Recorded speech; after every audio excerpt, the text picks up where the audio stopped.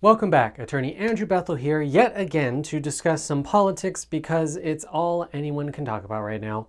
In prior videos, I've discussed Project 2025, the Democratic Party's policy proposal, and the party platform for the Republicans. My plan was then to do a comparison between the two and then later discuss some of the planning strategies that we can see becoming popular under either party's leadership. Those videos are still coming, but at the time of recording, the debate between President Trump and Vice President Harris was just a couple nights ago, and Kamala Harris updated her website with her personal policy proposals just before the debate. So I wanted to do this video to analyze her personal policies and see how well they align with the Democratic Party establishment overall. Thank you for watching. Be sure to like and subscribe and stay informed for when I compare the Democratic and Republican Party platforms head to head.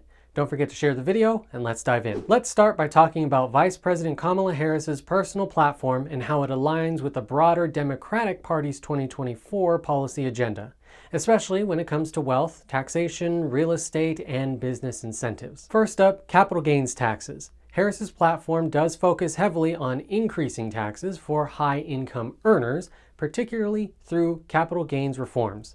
Specifically, she proposes taxing long-term capital gains at 28% for those earning more than $1 million.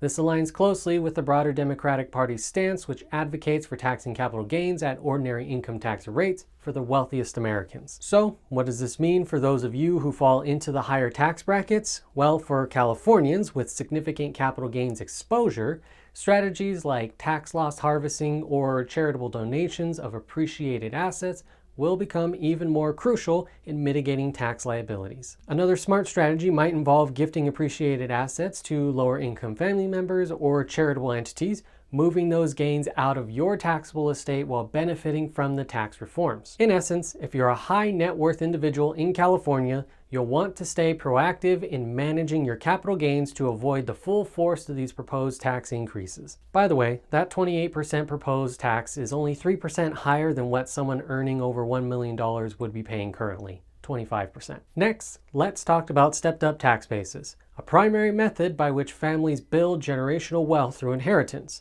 Harris hasn't explicitly mentioned eliminating the stepped-up basis in her platform, but her focus on closing loopholes for the wealthy makes it likely that this could be on her agenda. The Democratic Party as a whole is strongly advocating for eliminating the stepped-up basis for wealthy individuals. If this happens, heirs will be required to pay capital gains taxes based on the original purchase price of the inherited assets rather than the value at the time of death, which would result in significantly higher taxes. For those concerned about losing the stepped-up basis, planning strategies become incredibly important. Consider gifting assets before death to lock in the current tax rules, or using life insurance to provide liquidity to cover any capital gains taxes that may arise. Maybe an irrevocable life insurance trust as well. We happen to have done a video on those recently, so that may be worth a view as we look to the future. Moving on, while Harris doesn't specifically address estate taxes in her personal policy stance, given her overall focus on taxing the wealthy,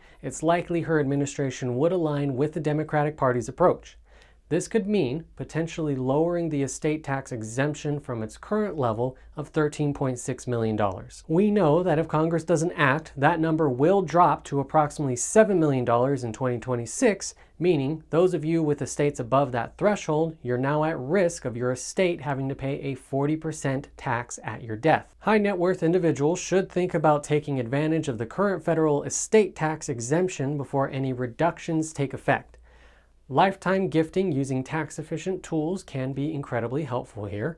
Additionally, establishing dynasty trusts or generation skipping trusts may also protect significant portions of your wealth from future taxation. Let's talk about housing next. Housing is a cornerstone of Harris's platform. She proposes the construction of 3 million new houses and rental units to address the housing crisis, along with offering up to $25,000 in down payment assistance for first-time homebuyers, with additional support for first-generation home buyers. This is great news for first-time buyers, especially in high-cost states like California, where the down payment barrier can be very steep on top of an already high property tax.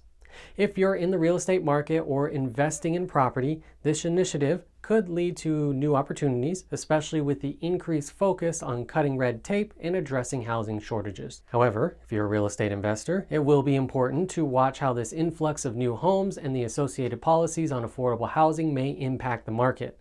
Additionally, Harris has called for penalizing firms that hoard homes to drive up prices, so developers and larger real estate investors should be aware of how these regulations may affect their portfolios. One thing to keep in mind is that if this credit goes through, it makes it easier for first-time homebuyers to purchase a home, yes, but because of making it easier, it means it's more likely that there's more people that are going to be in the market looking to purchase housing, which means that the overall cost of housing may still increase because there's more buyers trying to buy fewer and fewer houses.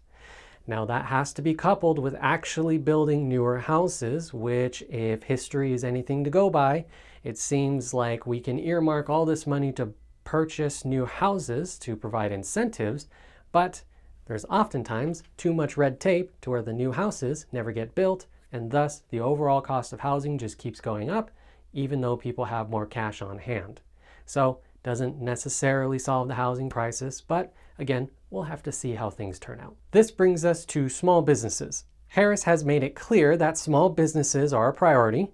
One of her key proposals is expanding the startup expense deduction from $5,000 to $50,000, a massive increase that could help small businesses get off the ground with fewer tax burdens. For entrepreneurs, especially those considering new ventures in high tax states like California, this expanded deduction could be a game changer. Additionally, Harris is proposing more federal contracts for minority-owned businesses and cutting red tape to help businesses thrive. If you're a business owner, this means there will likely be more opportunities to leverage these deductions and potentially expand your business.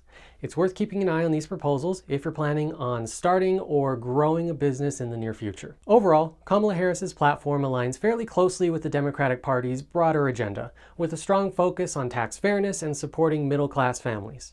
Doesn't everybody's. However, it's important to recognize that Harris's policies could significantly impact capital gains taxation, wealth transfer strategies, and real estate investment. Her platform offers more specifics on tax rates, business incentives, and housing policies, making it essential for high net worth individuals and small business owners in California to proactively plan for these changes.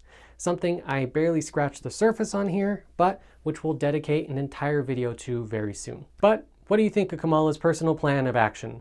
Just right? Or are you feeling taxed enough already? Is there something you want me to cover? Let me know in the comments below. For now, thank you for watching. Like, subscribe, share the video with your accountant. I'm attorney Andrew Bethel, and I'll see you at our next meeting.